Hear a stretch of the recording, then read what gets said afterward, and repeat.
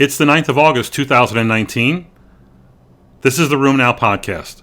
I'm Dr. Jack Cush, executive editor of RheumNow.com. This week, we're going to talk about a number of interesting articles. You know, if you give a vaccine, you expect good things to happen. Did you know that you may cause a gout flare? How do you keep infection rates low? Well, vaccinate. And also, why not use a biologic? What? And lastly, if you're going to start a biologic, which is the best one to start? A TNF inhibitor or a non-TNF inhibitor? We have the answers. Let's start with that report about gout and vaccination. It's an internet-based study that comes from Hyeon Choi, who enrolled patients via the internet, collected data via the internet via surveys about their gout, confirmed their diagnoses, and then looked at the association between receiving a vaccination or not. The issue here was whether or not these adjuvant vaccines could cause activation of the immune system and maybe an inflammasome, and maybe that would make more gout attacks possible. So when they surveyed these patients, these 517 patients, they showed that those who received a vaccination had a twofold higher risk of having a gout flare, a significantly higher odds ratio of 1.99. So I don't know what to do with this data. I think I probably have to tell my patients that if we do the vaccine, your gout could get a little bit worse, but I still think people need to be vaccinated. I came across a very interesting patient this week, someone I've been following who's had myalgias and fatigue and pain and fatigue and myalgias and pain. And of course, he had a sleep disorder, and I diagnosed fibromyalgia. He actually went to the fabulous Johns Hopkins myositis clinic and had a consultation there, and they noted, as I did, he did have occasional elevations of CPK and aldolase. And the question was, what was this about? He had had a negative biopsy previously, an EMG that was non-revealing. They suggested a repeat biopsy. And so we did a repeat biopsy of the deltoid, and the biopsy came back as, guess what? Not fibromyalgia, macrophagic myofasciitis. This is like the third patient I've had of this in my career. It's a very rare myopathy. It can present as myalgias, weakness, fatigue, even fever, and they can have muscle tenderness. They can have muscle enzyme elevations. It's not going to be 40,000, but it might be 1,000 or so, which this gentleman did at one point. The question is, what do you do about it? Well, first you have to make the diagnosis. The diagnosis is based on a muscle biopsy showing PAS positive and Morin stain positive, containing macrophages that are meant to be representative of aluminum deposits. So the idea is that this is maybe an aluminum-induced myopathy. Obviously, you tend to get it where they've got the vaccine, like in the deltoid, as this gentleman did. And how do you treat them? No one seems to know. If they're bad enough, you might give them a course of steroids. Turns out that many of them do have basically what is called a soft myopathy and tend to have a lot of fibromyalgia symptoms. So treat what you're certain about. Don't get too wrapped up in the diagnosis, which is a strange name, myofasciitis. It sounds like it's very inflammatory. There's very, very little inflammation associated here, and that's what we found in this gentleman's biopsy. I thought you'd want to know about this rare presentation. Another unusual investigation came about this week looking at IL-16 in patients with systemic sclerosis. IL-16 is basically a chemoattractant. It can be found in lymphocytes and, I guess, blood vessels. And in this particular study, they studied scleroderma patients and found that scleroderma patients had a lot of IL-16 positive lymphocyte staining, especially in a perivascular distribution, and more so in people who had diffuse systemic sclerosis than those who had limited disease. So 44% versus 29%, and that was significant. Moreover, serum IL-16 levels tend to be higher in systemic sclerosis patients compared to normal controls, and IL-16 levels tended to correlate with having diffuse cutaneous disease, the modified Rodnan skin score, and pigmentation changes and erythema. So is it going to be involved? Is this causal or casual? Is this epiphenomenal? I don't think it's really known, but I think it's interesting, and I think any new information about scleroderma should be welcome. An interesting study of 83 patients with gout. They looked at them prospectively to see what would happen if they're on urate-lowering therapy, and they looked at 3 different urate-lowering drugs, including the ones that you're familiar with. And 77 of the 83 patients were on urate-lowering therapy, 6 were not. And specifically, they looked at not just what happened to them clinically and what happened to them as far as their serum urate levels, but also they all had DEX scans, dual energy CT scans, to quantify the amount of uric acid deposition. So what they had a way of quantifying the MSU deposits, and they showed that in the patients who were not on urate lowering therapy, there was basically no change in their serum uric acid levels and no change in their size and volume of MSU deposits.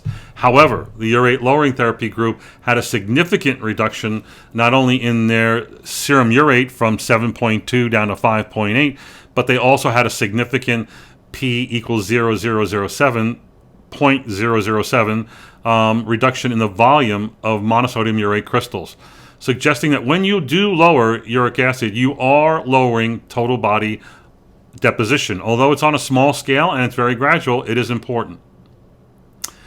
I found this to be an interesting study looking at ANCA-associated vasculitis and its responsiveness to IVIG. I don't use much in the way of IV immunoglobulin to treat lupus, myositis, or certainly vasculitis.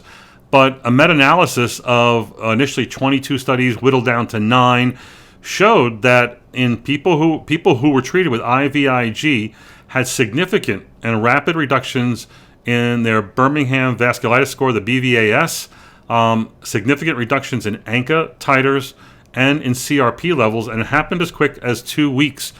Some took as long as 24 weeks. Again, not generally in my arsenal of drugs I'll use in ANCA-associated vasculitis, but it may be worth consideration where other therapies may not be possible. A claims analysis looked at the risk of cardiovascular events in patients on tocilizumab. This has been done before. There was the INTRACT study that compared, I think it was a 3-year study comparing cardiovascular events in patients on either etanercept, which would be the normal control, and tocilizumab, which would be the test drug, because the tocilizumab, other IL-6 inhibitors, and JAK inhibitors all have the potential to raise all your lipids. It's not just LDL, it's also triglycerides, VLDL, and HDL. And the question is whether there's a coexistent cardiovascular risk to such a side effect seen in 20% of patients. Well, the INTRACT study did not show a risk, and there was basically the same rate between those on Enbrel and those on Actemra. Well, in this study, that was a claim study, basically. I think it was actually 88,000 study between 2006 and 2015, and showed that the cardiovascular event rate was about 12 per 1,000 patient years with tocilizumab and 15 with the TNF inhibitors. And they also looked at tocilizumab, showing no difference between the three of them. So there really is no increased risk when you're using a drug that may cause hyperlipidemia, such as tocilizumab. Another claim study looked at the risk of having a serious infection if you were either on triple DMARD therapy, almost 1,400 patients, compared to those starting TNF inhibitor plus methotrexate. And you would think, well, the data is pretty clear. TNF inhibitors tend to have a higher rate of serious infection events compared to background therapy with DMARDs. Well, in the real-world studies, and this is a real-world study, there was no significant difference in the rate of SIEs. And they were both low in this real-world population, very large population, 2.5 events per 100 patient years versus 2 on triple DMARD therapy. That was not significant between the two. And the question is why? The hazard ratio is 1.23, but it crossed over 1. The 95% confidence intervals were 0.87 to 1.74. The question is this higher or not higher? Again, statistically not so. Clinically meaningful, no. It turns out that as time has gone on, I think that our risk of getting serious infections has gone down as patients have been less sick, less inflamed. And you're going to get basically the same rates when you use triple DMARD therapy with methotrexate, sulfasalazine, hydroxychloroquine, as you will if you're using a TNF inhibitor plus methotrexate. Again, the risk of a biologic causing infection only becomes substantial when the patient's really sick, elderly, on high-dose steroids, lots of comorbidities, prior serious infectious events. That's when a TNF inhibitor can add to the risk. Otherwise, there is not a significant bump in infectious risk for serious infections when using a TNF inhibitor or really any of the biologics. That's the data, and that's my interpretation of the data. An interesting report showed that oral candidiasis might be a marker for those who might be at higher risk of infection. The point being that maybe if you can't handle fungal infections, you have a defect in T-cell mediated immunity, that you might be at greater risk. Well, they actually looked at ANCA-associated vasculitis patients, 71 specifically, and looked at their risk of getting a serious infectious event. Now, these people were all on background immunosuppressive therapy. They all had active disease. And when they looked at the predictors of severe infection, it was number 1, low albumin, very inflamed, very sick. Number 2, pulse methylprednisolone. Steroids are always a bad player, with a hazard ratio greater than 5. And a history of oral candidiasis. And that was not related to steroid use. In what I saw from the report, the adjusted hazard ratio also 5.3. So that may be an interesting clinical finding that may tell you this patient's at a higher risk. Should you proceed in managing that patient, you might want to limit steroid use. You might want to get more rapid control of their infection. 3 more reports. Periodontal disease in P. gingivalis. This is a 48-patient study of individuals at risk for RA. They did not have RA. They did not have arthritis or synovitis. They just had a CCP positivity and some musculoskeletal complaints. On ultrasound, they had no joint inflammation. But it turns out when you looked at this cohort and you compared them to early RA patients or controls, 73% of the CCP positive individuals had clinical periodontal disease, periodontitis. That this was higher than that seen in healthy individuals, 38%, or early RA, 54%, suggesting that at-risk individuals, if they have periodontal disease, may be at higher risk to go on to RA, and it's not surprising that you're seeing this. We know periodontal disease is a risk factor for RA. If you're first-degree relative and you're CCB positive, the data seems pretty clear. The risk of developing RA could be as high as 35%, could be as low as 10%, but I'm thinking it's closer to 20 to 35%. You want to get dental screening on those individuals to make sure they're not going to be at risk for developing RA, or you can do what you can to minimize that risk. An interesting study comes from Sweden and the Swedish registry of RA that they have there. This is a fairly large registry that looked at what is the most effective and safest regimen to use. This is a study conducted between 2010 and 2016 and looked at individuals who are starting their first biologic DMARD. Again, patients are on background regular DMARDs, conventional DMARDs, and patients started a TNF inhibitor, rituximab, abatacept, or tocilizumab. They had over 9,000 new biologic starts. They also looked at people who switched from their initial TNF inhibitor to another biologic, and they had almost 4,000 of those people. And you know what they showed? At 1 year, in new biologic initiators, the TNF inhibitors were not the best performing. When looking at a EULAR good response, 24.9% with a TNF inhibitor, 28.6% with rituximab, 31.9% with abatacept, and 50.9% with tocilizumab. EULAR good responses at 1 year. When you looked at the people switching from a TNF inhibitor to another drug, switching to another TNF inhibitor, about 11%. Switching to abatacept wasn't much more. It was like 13%. Switching to either tocilizumab or rituximab gave you almost 30% responses, suggesting that it's the non-TNF biologics that may be as good, if not better, than TNF inhibitors. And again, that sort of smashes the convention that we are currently living under, and certainly forced to practice under, especially with regard to managed care. The last report is about the new EULAR ACR classification criteria for systemic lupus erythematosus. You should look at this report on RheumNow. I'll read you my first paragraph, which I thought was brilliant because I wrote it. Again, these new criteria developed jointly between ACR and EULAR, prompted by the fact that old criteria were either too sensitive or too specific, and they wanted something that was just right, a la Goldilocks.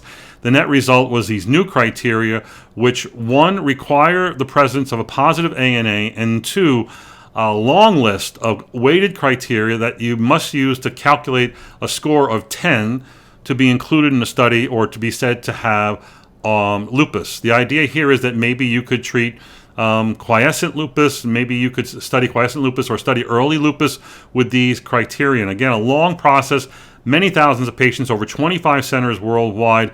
The point was that the old original ANCA criteria of 82, modified by Hochberg in 97, had a sensitivity of only 85%, but a specificity of 95%. And that was, again, the 4 out of 11 criteria. The SLIC criteria from 2012, they gave me a headache. I never used them, but they had much better sensitivity at 97%, but a lower specificity at 90%. Well, the new criteria are the best of both worlds. 98% sensitivity and 96% specificity in a derivation cohort. When it was validated in another cohort, over 1,000 patients, 96 sensitivity, 93 specificity.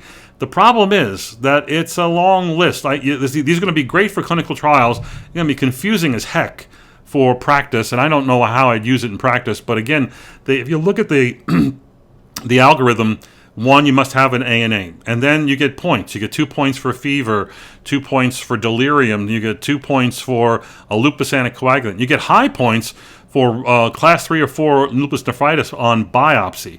You get only 4 points, and it's 10 points. You have the diagnosis. You get 4 points for proteinuria. You get 4 points for SCLE.